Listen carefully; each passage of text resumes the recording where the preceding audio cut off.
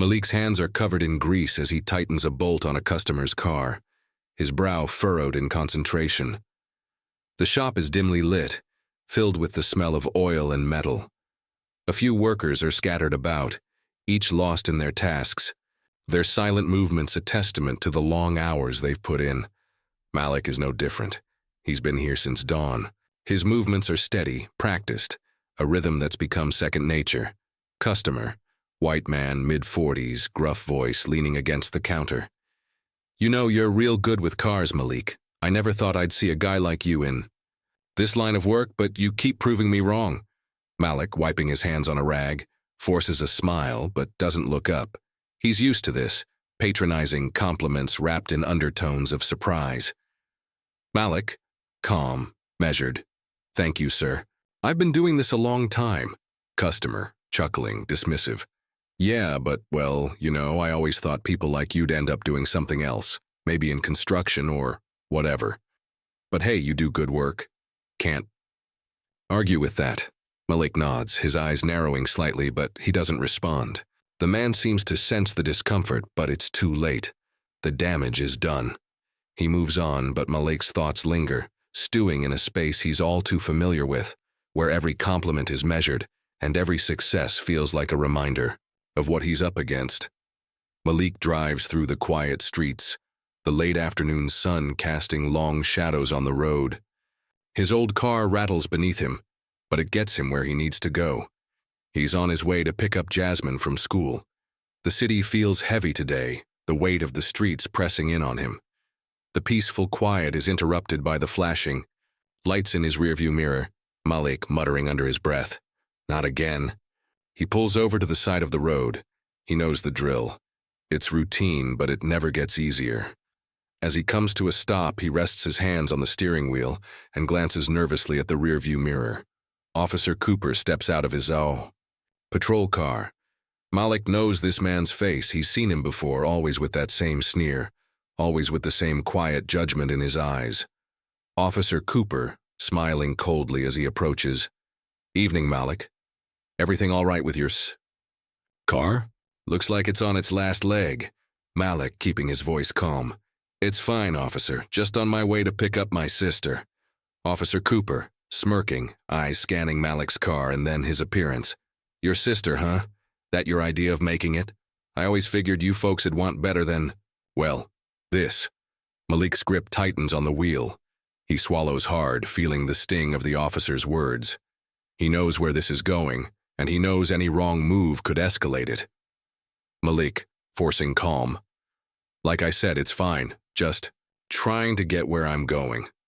Officer Cooper, leaning in, lowering his voice just enough for Malik to hear. "Yeah? That right? Well, you know, you've got your place. I can't imagine it's easy, working with your kind." The word kind lingers in the air like an accusation. Malik's heart races, but he keeps his face neutral, his hands still on the wheel. He knows what happens when black men like him show anger or frustration in moments like this. The consequences are never small. Malik, breathing deeply, controlling. His voice, "Just doing my job, officer, like everyone else." The tension is thick, but there's no shouting, no aggression. Malik swallows his pride, his frustration, and the years of microaggressions and slights that have accumulated over time. Cooper watches him for a moment, his gaze cold. There's a challenge in the officer's eyes, a test of Malik's composure. Finally, after what feels like a lifetime, Cooper steps back. Officer Cooper, smirking again. "All right then, just keep your head down, Malik. Wouldn't want to get you into trouble now, would we?" Malik's hands are covered in grease as he tightens a bolt on a customer's car, his brow furrowed in concentration. The shop is dimly lit, filled with the smell of oil and metal. A few workers are scattered about, each lost in their tasks, their silent movements a testament to the long hours they've put in. Malik is no different. He's been here since dawn. His movements are steady, practiced, a rhythm that's become second nature.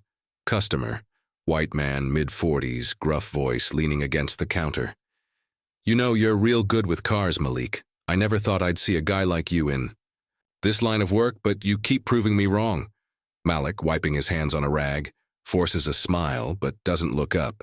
He's used to this, patronizing compliments wrapped in undertones of surprise. Malik, calm, measured. Thank you, sir. I've been doing this a long time. Customer, chuckling, dismissive. Yeah, but, well, I always thought people like you'd end up doing something else, maybe in construction or whatever. But hey, you do good work. Can't argue with that.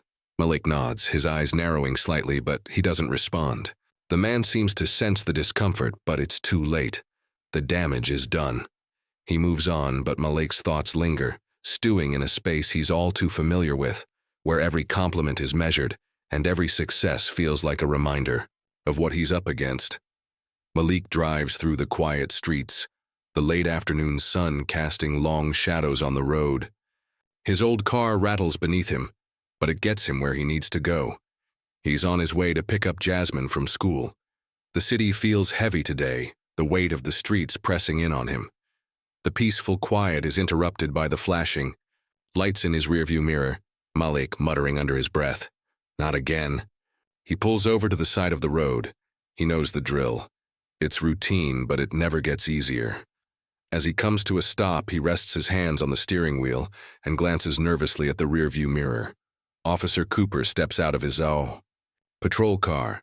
Malik knows this man's face. He's seen him before, always with that same sneer, always with the same quiet judgment in his eyes. Officer Cooper, smiling coldly as he approaches. Evening, Malik.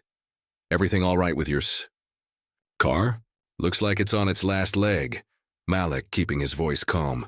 It's fine, officer. Just on my way to pick up my sister.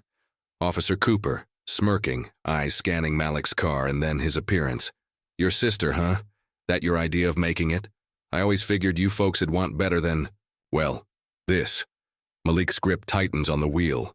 He swallows hard, feeling the sting of the officer's words. He knows where this is going, and he knows any wrong move could escalate it. Malik, forcing calm. Like I said, it's fine. Just trying to get where I'm going. Officer Cooper, leaning in, lowering his voice just enough for Malik to hear. Yeah? That right? Well, you've got your place. I can't imagine it's easy, working with your kind. The word kind lingers in the air like an accusation. Malik's heart races, but he keeps his face neutral, his hands still on the wheel. He knows what happens when black men like him show anger or frustration in moments like this. The consequences are never small. Malik, breathing deeply, controlling. His voice, just doing my job, officer, like everyone else.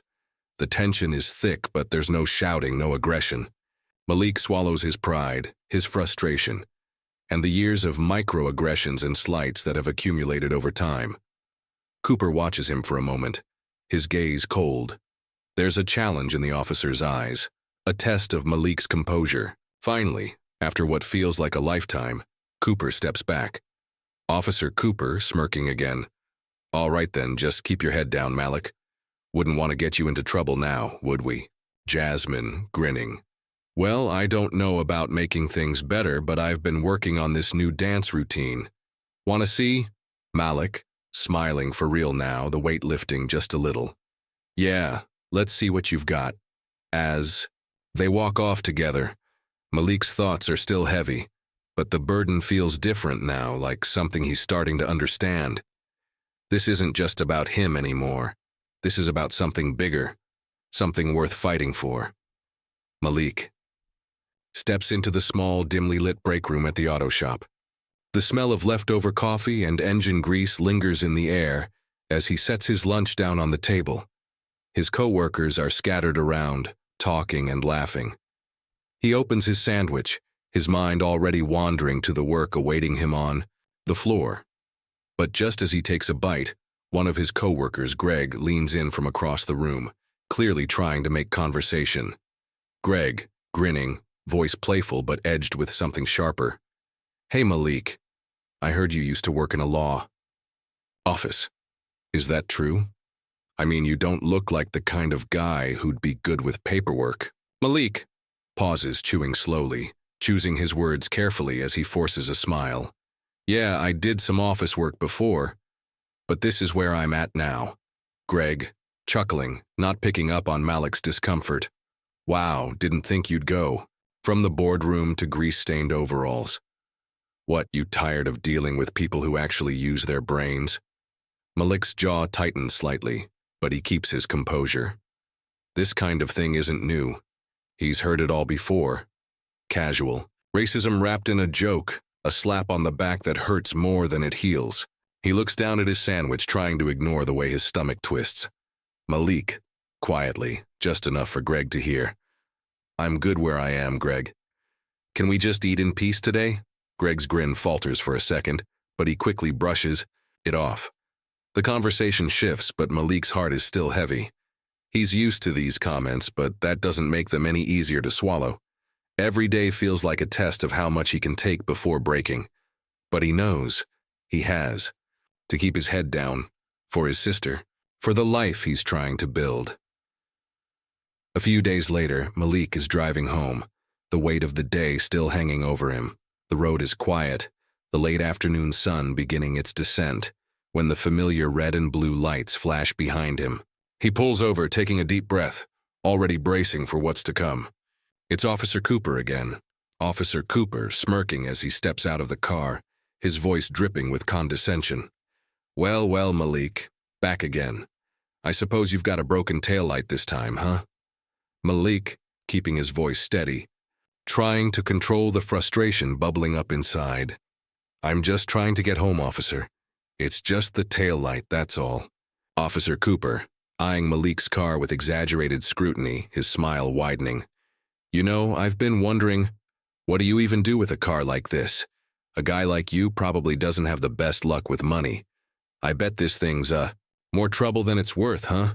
Malik's grip on the steering wheel tightens, but he forces himself to stay calm.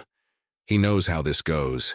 He can feel the officer's eyes on him, the unspoken assumptions, the judgment. This isn't just about a taillight. It's about the way Malik exists in this world, how some people see him, how they want to see him. Less than, always less than. Malik, with controlled restraint. It gets me where I need to go. That's all that matters. Officer Cooper, leaning. His voice lowering. I'm sure it does. You know, I always wondered why guys like you don't go for something better, something more fitting. You really don't know your place, do you? Malik's heart races. The officer's words sting, sharper than the wind outside. He knows what's happening. Cooper's playing his game, trying to provoke him, trying to remind him of his place. Malik wants to snap, to scream, to let it all out. But he knows better. One wrong move, and this could turn ugly. Malik, his voice barely above a whisper, his face unreadable. I know my place, I'm just trying to get home. There's a long pause. Cooper looks at Malik for a moment, the silence hanging thick between them. Then, after a beat, he steps back with a chuckle, as though he's won some unseen victory. Officer Cooper, grinning, walking back to his car. All right, Malik, just get that light fixed. Wouldn't want to see you getting into more trouble than you already are. Keep your head down, all right? Malik doesn't respond. He waits for Cooper to drive off before pulling away. His knuckles are white against the steering wheel. The anger inside him is like a fire, but he swallows it down. The world doesn't care about his anger. The world just sees him as a threat. At home that evening, Malik sits at the kitchen table, his head resting in his hands. Jasmine walks in, her school bag slung over one shoulder. She immediately senses something is off. Jasmine, frowning, her voice soft. Malik, what's wrong? Malik, looking up at her, his eyes tired but filled with something deeper. It's just everything, Jasmine. Every day. I feel like I'm invisible, like I'm being erased. I can't even breathe. Without someone reminding me that I'm not supposed to be here, that I'm not supposed to have anything. Jasmine, sitting down across from him, her tone gentle but firm. Why don't you say something? Why don't you fight back? Malik, shaking his head, a bitter laugh escaping him. What's the point? I speak up, and what happens? I end up like those guys you see on TV, the ones who get a knee on their neck or worse, just another statistic. Jasmine, leaning forward, her eyes wide with concern. But Malik, that's the point. If you stay quiet, if you keep swallowing it all, nothing will ever change. You can't keep letting them treat you like this. Malik, closing his eyes, his voice tight with emotion. I don't know if I have it in me, Jasmine. I'm scared. I'm scared of losing everything. Of losing you. Jasmine, reaching across the table, placing her hand on his. I know you're scared, but you can't let fear keep you from doing what's right. You've always taught me to stand up for what's mine, for what's right. Why can't you do the same?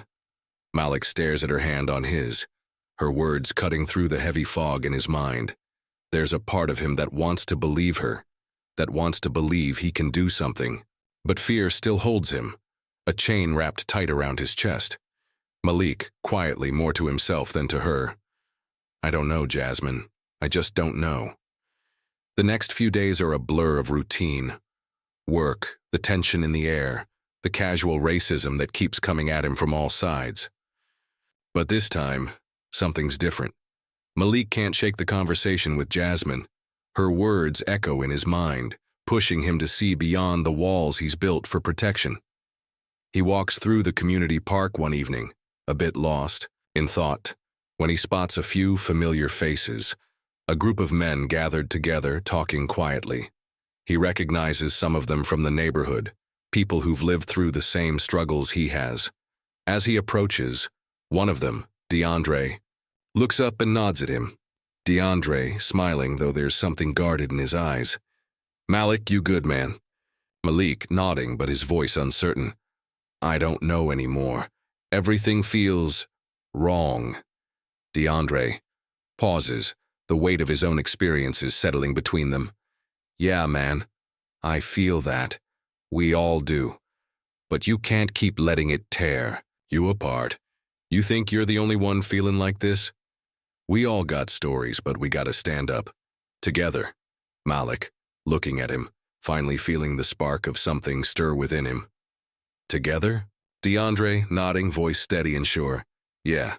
Ain't no fight worth fighting alone. You ain't alone in this, Malik. We got each other. Something in Malik shifts as he looks around, at the faces of the people who've lived this same struggle. He's never felt this connected before, never seen this kind of strength in the faces of his community. For the first time in a long time, he feels like he might not have to do this alone. Malik, his voice firming with resolve. Maybe. It's time I stop being silent. DeAndre, grinning, slapping Malik on the back. That's the spirit, man. We're all in this together. As Malik walks away, the weight of the world still heavy on his shoulders, he feels a shift inside him, a spark of hope, a tiny flame of defiance. The road Malik sat in his small apartment, his phone buzzing incessantly on the coffee table. The news of his wrongful arrest had spread like wildfire, igniting a storm of reactions from his community. Social media was alive with hashtags, posts, and messages of support. Justice for Malik trending across platforms. It felt surreal, overwhelming. He picked up his phone, staring at the flood of notifications. Malik, murmuring to himself, a mix of disbelief and gratitude. Did they really do this for me? He scrolled through the messages. Neighbors he barely knew were posting their own stories of racial injustice, some of them sharing images, others recounting painful experiences. Every word felt like a lifeline, a connection to something larger than his own struggle. It wasn't just about him anymore. This was a shared fight. A community rising up. Jasmine, entering the room, her voice soft but certain. Malik, look at this. People are coming together for you. No, for all of us. You're not alone in this. Malik put the phone down, his hands trembling as he took in the magnitude of it all. For the first time in a long time, he felt seen. For the first time, he felt that maybe his suffering wasn't just a silent burden. Maybe it mattered. Malik, voice shaky but filled with newfound determination. I can't believe it. This is bigger than me. Jasmine, nodding, her eyes full of pride. It's not just bigger than you. It's for everyone who's ever felt like they didn't matter. Everyone who's ever been treated like less. Malik, looking out. The window, his voice quiet but resolute. I've been carrying this weight alone for so long, Jasmine. But seeing this, seeing all these people, I think I've been wrong. I can't be silent anymore. Jasmine smiled, her eyes reflecting the same fire that had ignited in Malik. He wasn't just fighting for himself anymore. He was fighting for every person who had ever felt silenced by the world. The days following the viral posts were a blur of media interviews, public statements, and relentless public scrutiny. Malik could feel the weight of the spotlight pressing down on him. The attention was both empowering and suffocating. Every step he took felt like a moment of history, but it was also terrifying. Reporter, over a microphone, eyes fixed on Malik. Malik, you're becoming a symbol of resistance. How do you handle the pressure, knowing that your fight is now a fight for justice across the country? Malik, his voice steady, though his insides churned with anxiety. I didn't choose to be a symbol. I chose to be a person who stood up for what's right. The pressure isn't from the outside world. It's from the people who've suffered for far too long. I'm not just doing this for me. I'm doing it for all of us. Malik could feel the weight of the public's gaze. Some were praising him, others were trying to tear him down. It was a fight on two fronts, the personal battle against his own fear and the social battle against an unjust system. Some of his neighbors who had never spoken out before came forward with their own stories, each one adding fuel to the fire of the movement. But there were others who tried to silence him. Critics, especially on social media, questioned his motives, trying to delegitimize his cause. Troll, in a comment thread. Typical. Just another guy looking for attention. You were arrested for a reason, Malik. Why don't you just admit it? Malik, sitting in his apartment staring at the screen, his fists clenched. They don't get it, do they? They don't understand what it's like to live with the fear, the anger, the shame.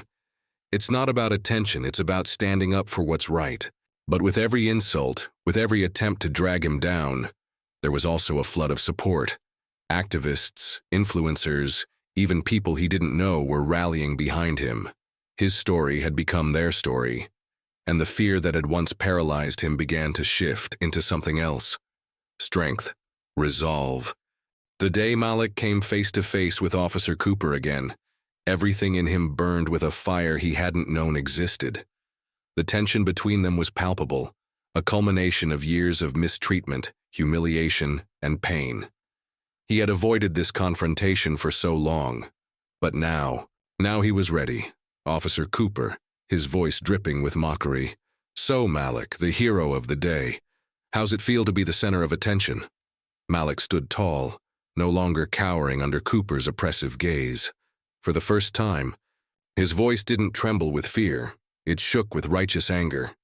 Malik, his voice firm, eyes locked with Cooper's. You want to know how it feels? It feels like finally being heard. It feels like finally speaking up after a lifetime of silence. Officer Cooper, laughing dismissively, his arrogance unwavering. Please. You think this is going to change anything? You think the system's gonna care about your little crusade? Malik's fists clenched, but he didn't flinch. He could feel the eyes of his community on him, the weight of their stories and pain surrounding him like an invisible shield. Malik, his voice rising, a wave of emotion behind every word. No, it's not just about me. It's about every black man you've humiliated. Every woman who's been treated like she doesn't matter. Every child who grows up scared of cops like you. You've been able to walk around like you own this city, like you own us. But we're done being quiet. We're done being afraid. For a moment there was silence. The world seemed to hold its breath, as though waiting for Malik to collapse or break under the pressure. But he didn't. He stood taller than he ever had before, facing the man who had helped reinforce the system that had nearly crushed him. Malik, his voice quiet but powerful, shaking with emotion. You've hurt so many people, Officer Cooper. But you don't get to do it to me anymore. You don't get to keep treating us like we don't matter. Cooper's face twisted in disbelief, but for the first time, there was a flicker of uncertainty in his eyes. Malik wasn't just speaking for himself anymore. He was speaking for every person who had been silenced, who had been ignored, who had been oppressed. The moment Malik took legal action against Officer Cooper, it was more than a decision. It was a declaration. He hired a lawyer and the case was filed. The wheels of justice, slow and often uneven, began to turn. The community rallied around him, even stronger now. Protests started to form, rallies sparked by the anger of a people who had long been denied their due. People were coming forward with their own stories of police brutality, of racial profiling, of living under the heavy hand of injustice. Malik's stand had awakened something within them, a refusal to remain silent any longer. Jasmine, smiling, as she watched the crowds, her voice full of hope. "You did this, Malik, you sparked it. You gave them the courage to speak up." Malik, looking at the crowds, his voice soft but full of conviction. "We're all in this together. This fight, it's not just mine, it's everyone's." And as the movement grew, so did Malik's, understanding of his power. Standing up wasn't just about his own redemption. It was about setting a precedent for those who would come after him. It was about reclaiming his voice, his dignity, his humanity. The momentum behind Malik's case and the protests kept building. National media outlets began covering the story, and the city became a focal point for the fight against racial injustice. It wasn't just Malik anymore. It was a movement, a reckoning activist on a stage at a rally speaking to the crowd. Malik's fight is our fight. We stand together, not just for him, but for every person who's been told they don't matter. This is the moment we change the narrative. The rallying cries grew louder as people of all races, backgrounds, and beliefs came together to demand change. The power of the people was undeniable, and for the first time in years there was a genuine sense of hope. Malik's journey from fear and silence to defiance and empowerment had become a beacon of possibility. Change was no longer just a dream. It was a tangible future they were all building together. In the quiet moments after the protests, after the rallies, Malik sat on the porch reflecting on everything that had led him here. He thought about his family, his community, the fear that had once consumed him. He wasn't the same man anymore. Jasmine, sitting beside him, her voice full of warmth and pride. "You did it, Malik. You've changed everything." Malik, looking at the horizon, his voice calm but firm. "We've changed everything. And we're not stopping here." As the sun set, Malik knew this was only the beginning. The fight for justice was far from over, but for the first time, he felt the weight of his own power, the power of standing up, speaking out, and knowing that, the sound of the gavel striking, the wood echoed through the courtroom, reverberating in Malik's chest like a thunderclap. The courtroom was packed, the air thick with tension. The weight of the world seemed to be pressing down on him, but this time, he stood taller than ever. For the first time, he wasn't alone in this fight. Malik, muttering to himself under his breath, "This is for all of us." The gallery was filled with supporters, activists, community leaders, concerned citizens who had shown up to stand with him, not just in spirit, but in action. They weren't here to watch a man fight for justice. They were here to fight alongside him. With each passing day, more faces filled the courtrooms, their expressions a mix of hope and determination. This was no longer Malik's battle alone. It had become the collective stand against systemic racism. The legal road ahead was long, uncertain, and fraught with obstacles. Officer Cooper and the powerful network around him sought every opportunity to delay, deny, and bury the truth. They tried to bury Malik's voice, but the world was listening now. Malik, sitting outside the courthouse with his lawyer, speaking quietly but with rising strength. "They want me to quit, to get tired, but they don't know who they're dealing with." Lawyer, nodding, a quiet smile of respect on her face. "They won't break you, Malik. You've got the people behind you." Malik's resolve only grew stronger as the case continued. With each delay, with each attempt to discredit him, the people of his community fought harder.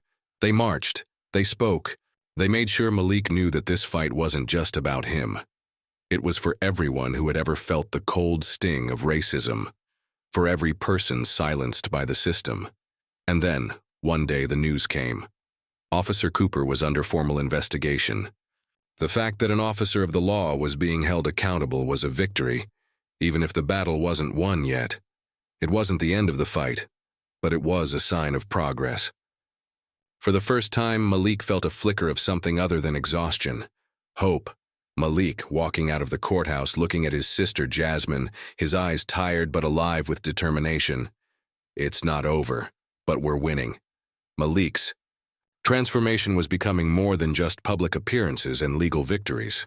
As the court case continued, something inside of him shifted. In the past, he'd felt like an invisible man in the world, small, powerless. But now, with each word he spoke, each action he took, Malik realized his worth wasn't defined by the oppression he had faced or the fear he had lived with. Malik, speaking to a group of young activists at a community meeting, his voice firm, yet kind. We're not just fighting for justice. We're fighting for our dignity, for our right to exist in this world without fear. I'm not just a victim of this system. I'm living proof that we can change it. His voice had power now, the kind that came from years of suffering and silence. He wasn't just fighting for his own justice anymore. He was fighting for the future of the community, for those who had been silenced for far too long. Jasmine, watching her brother from the back of the room, her expression one of awe. You're not the same guy anymore, Malik?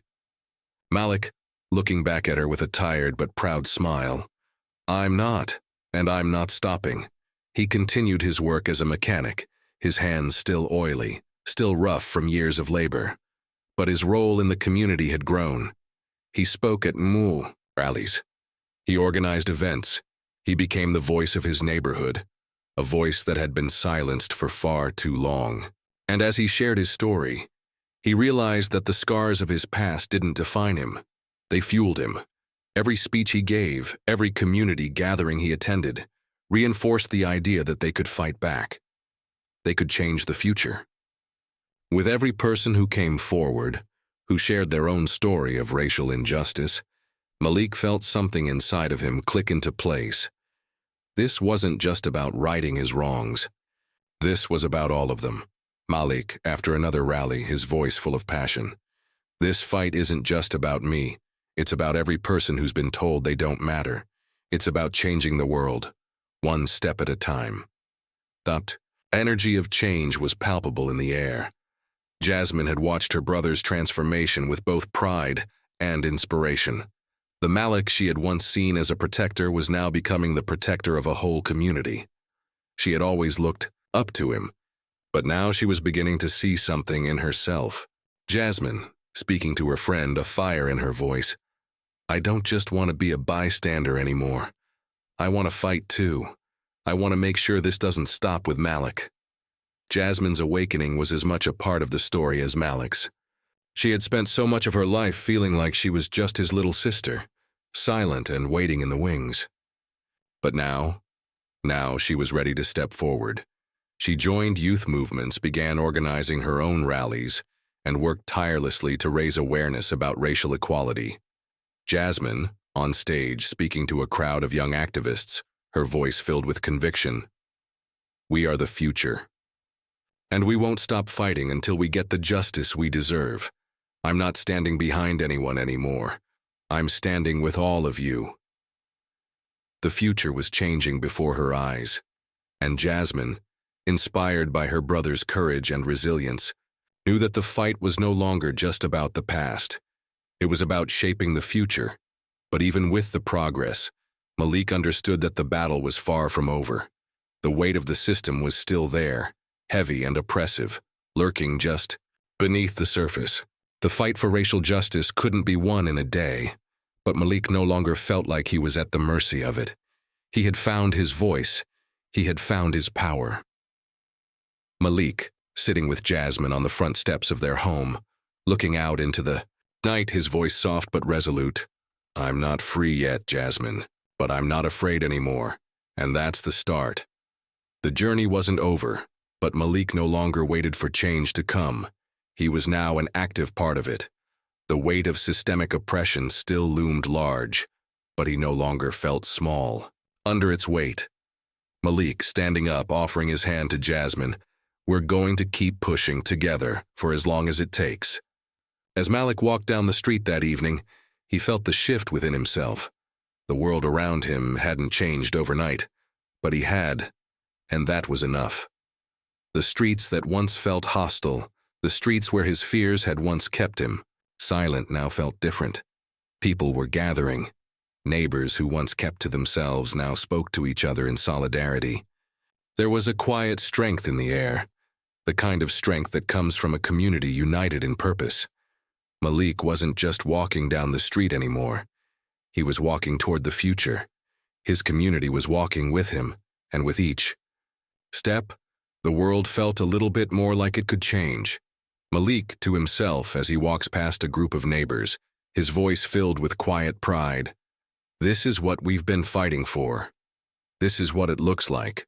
The image of the community standing together, unified in their fight for justice, filled Malik with a quiet but powerful sense of hope. He didn't have all the answers, but he knew that they, together, were stronger than any system that tried to break them. The fight for racial justice was far from over, but for the first time, Malik knew they had the power to shape the future, and that future was one of hope, strength, and transformation. The streets that had once felt like a battleground were now filled with the kind of solidarity that could change the world. And that, Malik thought, was just the beginning.